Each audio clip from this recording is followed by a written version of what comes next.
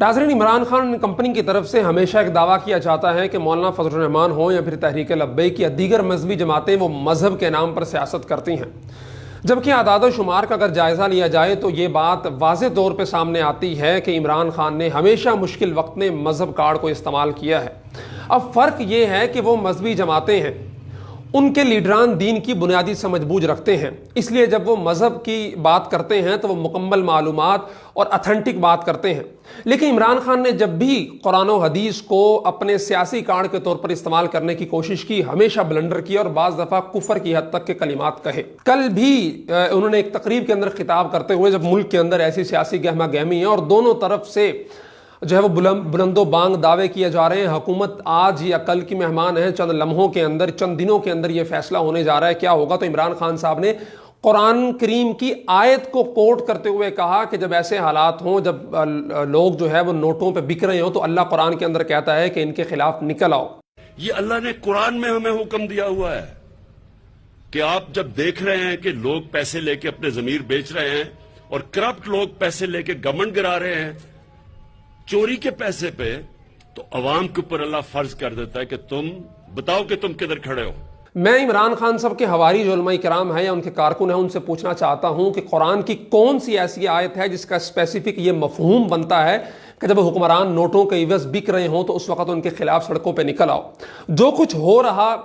جو لیڈران بک رہے، جو ایم این ایز خریدے جا رہے، وہ یکسر غلط، ہم اس کی قطعی طور پر حمایت نہیں کر رہے، لیکن مذہب کے طور پر ان تمام چیزوں کو استعمال کرنا۔ اور پھر عمران خان صاحب نے جو حالیہ 27 مارچ کا جلسہ رکھا، اس کا نام بھی امر بالمعروف اور نہی عن المنکر رکھا، اور جس جلسے کے اندر یہ اعلان کیا اس میں بھی عمران خان صاحب نے امر بالمعروف اور نہی عن المنکر کا مفہوم اپنے موجودہ ذہنیت کے مطابق استعمال کرنے کی کوشش کی، جبکہ اللہ تبارک و تعالیٰ قرآن کے اندر کہتا ہے قل ان الذین یفترون علی اللہ الکذب لا یفلحون، کہ جو لوگ اللہ تبارک و تعالیٰ پر جھوٹا بہتان باندھتے ہیں وہ کبھی کامیاب نہیں ہوتے۔ عمران خان صاحب اس سے پہلے بھی جب اسلام پر تبازمائی کرتے ہیں تو ہمیشہ انہوں نے بہت فحش غلطیاں کی ہیں۔ کبھی کہتے ہیں عیسیٰ علیہ السلام کا تاریخ میں تذکرہ نہیں، کبھی کہتے ہیں کہ غزوہ احد میں صحابہ کرام نعوذ باللہ مال غنیمت کے لالچ میں بھاگے تھے، اور کبھی خاتم النبیین کا لفظ نہیں پڑھ پاتے ہیں، اور کبھی کہتے ہیں کہ رسول اللہ صلی اللہ علیہ وسلم نے 10 سال میں مکہ میں صرف 40 لوگوں کو جو ہے وہ اسلام قبول کروایا، اور یہ زران نعوذ باللہ نقل کفر نباشت بہت زیادہ لوگوں نے ان کو ذلیل و رسوا کیا۔ عمران خان صاحب، آپ جرمنی اور جاپان کے سردوں کو ملانے پہ اکتفا کیجئے، آپ سال کے 12 موسموں پہ اکتفا کیجئے۔ آپ نے جب قانون کی تشریح کی غلط کی، آئین کی تشریح کی غلط کی،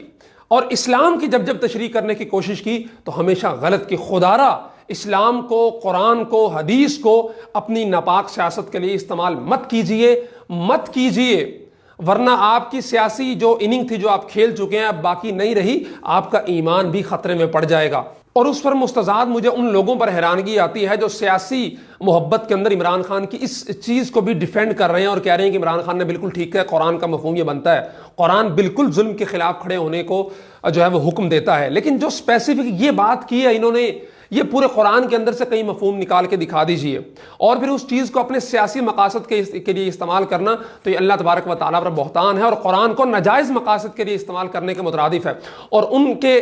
جو کارکن اس بات کو ڈیفینڈ کر رہے ہیں ان کے لیے بھی قرآن کی ایک آیت ہے وَإِذَا رَأَيْتَ الَّذِينَ يَخُوضُونَ فِي آيَاتِنَا فَأَعْرِضْ عَنْهُمْ حَتَّى يَخُوضُوا فِي حَدِيثٍ غَيْرِهِ۔ اس آیت میں اللہ تبارک و تعالیٰ فرماتے ہیں کہ ان لوگوں کو دیکھو جو ہماری آیتوں کے بارے میں بیہودہ بکواس کر رہے ہیں، ان سے الگ ہو جاؤ۔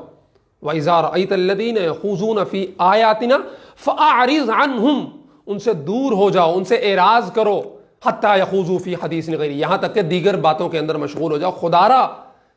قرآن و حدیث کو اپنے سیاسی مقاصد سے دور رکھیے، لڑیے، اپوزیشن کو مار دیجئے، ختم کر دیجئے، جیلوں میں ڈال دیجئے، جو کرنا ہے آپ کیجئے، لیکن قرآن و حدیث پہ تبازمائی کرنا بند کر دیجئے۔ یہ جو آپ کے ذہن کے اندر ایک خناس ہے کہ آپ ہر چیز کے عالم ہیں، مغرب کو بھی آپ جانتے ہیں اور یہود و نصارہ کو بھی آپ جانتے ہیں، تاریخ پہ بھی آپ کو عبور ہے، اسلام پہ بھی آپ کو عبور ہے، قرآن پہ بھی آپ کو عبور ہے، کوئی شخص ایسا نہیں ہو سکتا۔ یا خدارا آپ کے جو اپنی پارٹی کے علماء کرام ہیں، طاہر اشرفی صاحب ہیں، مولانا طارق جمیل صاحب ہیں،